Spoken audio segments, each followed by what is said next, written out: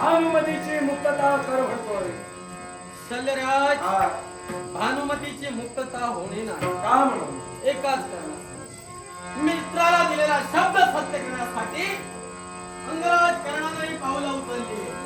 कर्णा, तुझ्या मुखातील शब्द निघताय ती सुयोधनाला हवी आहे. बोलण्याचा मधला अर्थ एकच. ज्यावरती स्वयं मंडपातून त्यानं तिचं हरण केलंय, अर्थात ती आता त्याला हवीच असेल. म्हणजे हवी होती म्हणून त्याने त्याचं हरण केलं की काय? तसं समजा. मग तिथं त्याचा अपमान केलाय. कारण काय म्हणून त्यानं पुढे करावं? शल्यराज, प्रथमतः मला सांगा, काय आपला भाचा सुयोधन, या सुयोधनानं भानुमतीचं हरण केलं, ते भरलेल्या स्वयं मंडपात. मग आपणही तिथं उपस्थित होता. तिथं प्रश्न न करता आता अंगराज कर्णाला प्रश्न कर. एकाच गोष्टीसाठी तिथं न्याय करण्यासाठी कलिंग देशाचे राजे समर्थ होते आणि त्या न्याय करण्यासाठी उभे सुद्धा राहिले. मग तिथं न्याय करण्याचा अधिकार त्यांना होता, तिथं माझा हस्तक्षेप करण्याचा अधिकार मला कोणी दिला होता? मग जर अधिकार तुमचा नव्हता, तर ज्या राजकर्त्यांच्या कन्याचं हरण सुयोधनानं केलं, ते राजकर्ते पाहून घेतील आणि त्यांना प्रतिकार केला सुद्धा. तिथं तू पाहिलास ना. मग ते राजकर्ते जर पाहून गेले असतील तर त्यांना सहकार्य आणि माणुसकीच्या नात्यानं मी तुझ्या समोर आलोय. मग त्यांनी जर पाहून घेतलं असेल तर दुर्योधनाने तिचं हरण केलं होतं. दुर्योधन पाहून घेईल, तुला त्याचा पुळका का? एकच कारणास्तव. काय ते? ज्यावर ते माझ्या मित्राच्या बाबतीत काय केलंय तुम्हाला ज्ञात आहे. मग त्या मैत्रीच्या नात्यासाठी मी काय करावं? प्रथम एक कारण ठरव. तिनं अपमान केला म्हणून हरण केलं की तिला आवडत होती म्हणून हरण केलं? हे पहा. काय ते? हे पहा सगळं काय ते पाहत नाही, तुम्ही पाहतच आलात म्हणून तुम्ही फक्त पाहतच होता, अन्य काहीच केलं नाही.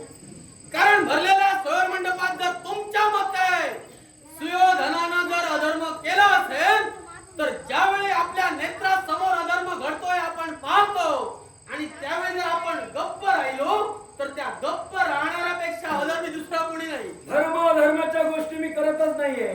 जिथं ती कृती चुकली त्याला जाब देणं. जर त्याचा अपमान झाला होता त्याच्या पित्याकडे विचारायला होतं.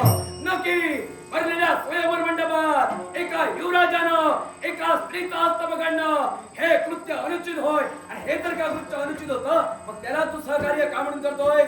त्याला तू सहकार्य करतोय का म्हणून करणे? का म्हणून? यावरती माझ्या मित्र तत्वासाठी आतापर्यंत अंगराज करणं जगत आलाय.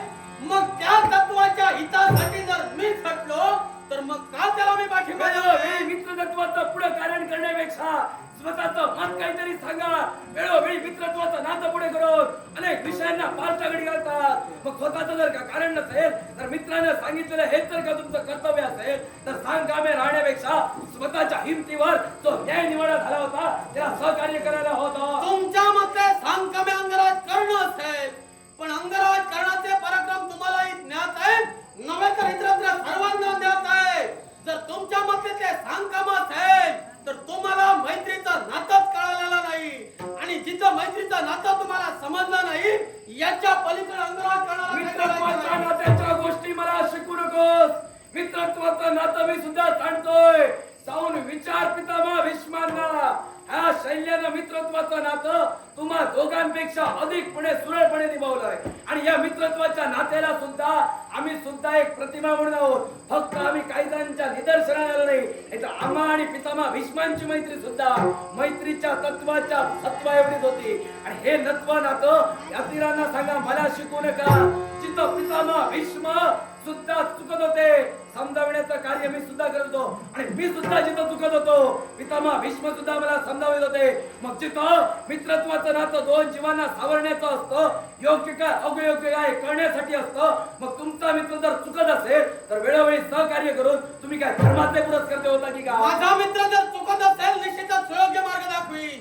पण ज्यावरती माझ्या मित्राची इच्छा आहे आणि त्या इच्छेसाठी जर अंगराज करणं झटतोय, जर तो वावगा वागत असला असता तर निश्चितच त्यानं सुद्धा सुयोधनाला प्रतिकार केला असता.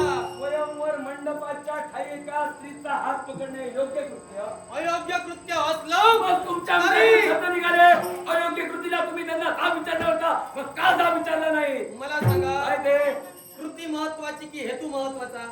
बोलण्याचा मतिदार्थ कृती महत्वाची की हेतू महत्वाचा? हेतू आणि कृती वेळोवेळी दोन्ही महत्वाचे असतात. हेतू विना कृती घडत नाही, कृती विना हेतू साध्य होत नाही. मग जर कृती विना हेतू साध्य होत नाही हा. तर माझ्या मित्रा जो हेतू साध्य करायचा होता म्हणून जी कृती घडली गेली त्याला तुम्ही चुकीचा कसा म्हणता? अपहरण करण्यासाठी आलेला की काय? तसा समजा. असं समजा नको, ठामपणे सांग. अपहरण करण्यासाठी आला होता की स्वयंवराला पदाचा मान देण्यासाठी आला होता? आता त्याचा जाब तुम्ही तुमच्या भाच्याला विचारा, कारण कृती त्याच्या हातून घडली आहे. अंगराज कर्ण फक्त का उभा आहे तर मित्रत्वाच्या नात्यासाठी. आज त्याला तुम्ही जे हतबल केला तो हतबल झाला म्हणून अंगराज कर्ण आज इथं उभा आहे. मग न त्याच्या पेक्षा- बाजूला तू उभाची. न पेक्षा- त्याची बाजू सुद्धा मांडण्याचा अधिकार तुला आहे. मग ती योग्य प्रकारे मांड, त्याच्यावर ढकलू नको. बाजू मांडत आहे, मारत नाहीये. सांप्रत मित्राच्या बाजूने का उभा गेलो? कारण मित्र दुर्बल झाला आणि दुर्बलतेला सहाय्य करणं, त्याला सबल करणं अंगराज आपलं कर्तव्य मानतो. तिथं चुकला म्हणून हत्तबल केलं होतं. जिथं त्याने ताप राजकर्त्यांना विचारला, का विचारला नाही? तर या विश्वाच्या काही मैत्रित्वाचं नातं पुढे करायचे तर मित्राला चुकीच्या मार्गाने जाऊ देऊ नकोस. द्रौपदी स्वयंवर मंडपाच्या ठाई तू सुद्धा द्रौपदी भूपतींना प्रतिकार केला होता. मग त्याचप्रमाणे या स्वयंवर मंडपाच्या ठाई तुला निमंत्रण पत्रिका आली होती की? निश्चित. मग त्या निमंत्रण पत्रिकेचा तू मान ठेवून आला होता. हा. मग जिथं तुझा मान राजकर्त्यांनी राखला मग राजकर्त्यांचा मान तू का नाही राखला? एकच कारण असतं, ज्यावेळी अंगराज कर्ण का उभा राहिला तर मित्रावर संकट उद्भवलं म्हणून. तोपर्यंत अंगराज कर्ण फक्त तुमच्या सारखीच बघायची भूमिका करत होता. सांप्रत मित्रावर संकट उद्भवलं त्यावेळी अंगराज कर्ण शस्त्र घेऊन उभा ठाकला. मग मित्रावर संकट का उभावलं याची शहानिशा केलीस की नाही? निश्चितच केली, कारण त्यानं स्त्रीचा हस्त पकडला. मग हे चुकीचं होतं, तू का थांबवलं नाहीस? कशावरून थांबवू? का म्हणू? ज्या अर्थी मित्रानं सबळ पुरावा राजकर्त्यांना दिला त्या कन्यानं माझ्या मित्राच्या बाबतीत जी कृती काही केली तो सबळ पुरावा मित्रानं राजकर्त्यांना दिला. मग जर सबळ पुरावा एखादा व्यक्ती देत असेल तर त्याच्या मागे पृष्ठभागी कर्ण उभा राहिला कसा चुकीचा? तू पाहिलं होतंस ते कृत्य? मी काय म्हणतोय, काय? माझ्या मित्रानं जी कृती पाहिली त्याचा सबळ पुरावा राजकर्त्यांना दिला. मग जर राजकर्त्यांसमोर तो जर वाद घालत असेल मग तो चुकीचा कसा? हस्त पकडण्यापूर्वीचा विचारायला होता नक्की समस्त द्रौपदी भूपतींसमोर एका स्त्रीचा हस्त पकडणं हे योग्य होतं का? एका स्त्रीचा हस्त पकडणं नव्हे तर तिची निर्वत्सना करणं हे अयोग्यच आहे. पण तेवढंच योग्य काय असेल तर एका वीराला तिचा वीरस्त्रीनं डिवचणं आणि त्या वीराची जेव्हा वीरस्त्री जागृत झाली त्याच्या हातून ते कृत्य घडलं गेलं. कारण पुढे करू नका. जिथं युवराज पदाचा मान राखण्यासाठी तो आला होता त्याच युवराज पदाचा मान राखण्यासाठी त्यानं चाप राजकर्त्यांना विचारायला होता नक्की स्वतःच्या मनमानीचा कारभार करून तिथं हस्त पकडायला होता. या विश्वाच्या ठाई अनेक स्वयंवर म्हणले घडले गेले. बाप चुकत असेल तर त्याचा चाप पित्याला विचारायचा असतो नक्की स्वतःच्या मनमानीचा कारभार करून तिथं हस्त पकडणार. आणि हे कृत्य काय एवढं मोठं नव्हतं. ज्या अर्थी जाब जर त्यांना पित्याला विचारायला हवा होता मग जो हस्तिनापूरचा युवराज म्हणून निमंत्रण पत्रिकेला मान देऊन तिथं आला त्याचा मान सन्मानाचा काहीच प्रश्न नाही की त्याचा मान सन्मान राखला गेला की नाही की काय? मान सन्मान राखला गेला.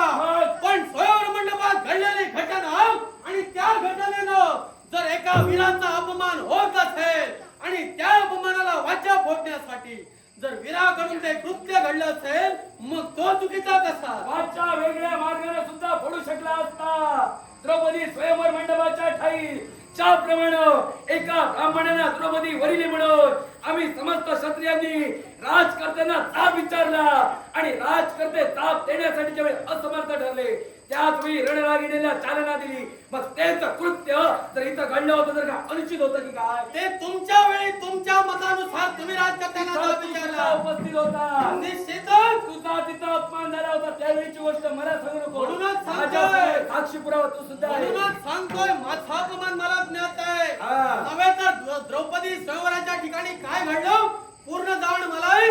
ज्यावेळी राजकर्त्यांना प्रतिकार साऱ्या क्षत्रियांनी केला निश्चितच तद्वत ज्यावेळी सत्य समोर आलं द्रौपदीचा स्वयंवर पूर्णत्वास गेला. निश्चित निश्चित मग ज्या अर्थी तिचा स्वयंवर पूर्णत्वास गेला आता माझ्या मित्रानं जे कृत्य केलंय ते त्याच्या इच्छेसाठी केलंय, मग त्याच्या इच्छेच्या पूर्ततेसाठी आज अंगराज कर्ण इथं उभा आहे. मग त्यावेळेचा प्रसंग आणि आताचा प्रसंग काय चुकीचा? एकच गोष्ट, तिथं स्वयंवर पूर्ण झाल्याच्या नंतर आम्ही चाप विचारला, मग तो चाप तिच्या मनाचा अधिकार होता, ती कोणताही वर निवडू शकली असती. मग तो स्वयंवर पूर्ण झाल्याच्या नंतर चाप का म्हणून विचारला नाही? मग त्यावेळी जा विचारला, आता गप्प करायला कोण? जर स्वयंवर मंडपात स्वयंवर पूर्ण झाल्यानंतर आपण जर राज करताना जाब विचारला असेल तर ब्राह्मणाच्या वेशात जे काही तिथं घडलं ते जर असत्य वर्तन असेल याचा जाब तुम्ही विचारला. मग आता सुयोधन तुमच्यासाठी कोणी परका नव्हे.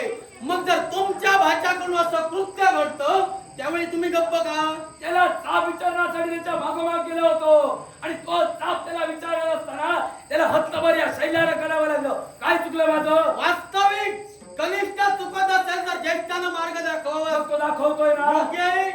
मग जर तो चुकत असताना जर आपण गप्प राहिला तर कनिष्ठाला वाटेल आपण करतोय ते योग्य आहे, मग त्याचं काय चुकलं त्यात? मग तिथं सुद्धा जर तुम्हाला ते असत्य वाटत होतं, एवढंच जर राजकर्त्याप्रती तुमची निष्ठा होती, मग सुयोधनाला जाब तिथल्या तिथं विचारायला होता. एकाच गोष्टीसाठी जिथं त्याने कृत्य मुळी चुकीचं केलं आणि तद्नंतर संघर्षासाठी उभा राहिला, हे त्याची कृती योग्य होती. तर त्याचा अपमान झाला होता तर थेट स्वयंवर थांबवा होता आणि ताप आज करताना विचारायला होता.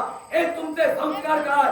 असं न करता थेट एका स्त्रीचा हस्त पकडणं आणि त्याच्या देहाचा अपमान करणं हे योग्य नव्हतं. संस्कार साम्राज्याच्या बाजूला शैल्य उभारले नाही, पण तो तर का त्याने थेट जर का विचारला असता तर निश्चितच शैल्य त्याच्या मागे उभा राहिला असता. मी काय म्हणतोय, जर तुमच्या मते सुयोधनाची क्रिया ही अधर्मी चुकीची होती तर अशा अधर्मी क्रियेला आपण ज्येष्ठ व्यक्ती म्हणून तिथल्या तिथं जर जाब विचारला असता, जर त्याला प्रतिकार केला असता तरच मी म्हटलं असतं तुम्ही सत्याच्या बाजूने आहात. ज्येष्ठ पण व्यक्ती म्हणून त्याच्या तुम्हाला पित्याला सुद्धा त्याला प्रतिकार केला. तुम्ही तिथं गप्प का राहिलात? कारण हस्तिनापूरशी तुमचे काहीतरी संबंध ते आहे मी आणि जाणतोय. त्या संबंधाशी म्हणून तुम्ही गप्प राहिलात आणि आता जा अंगराज कर्णाला विचार. निश्चितच हे ताप मी दुर्योधनाला सुद्धा विचारले.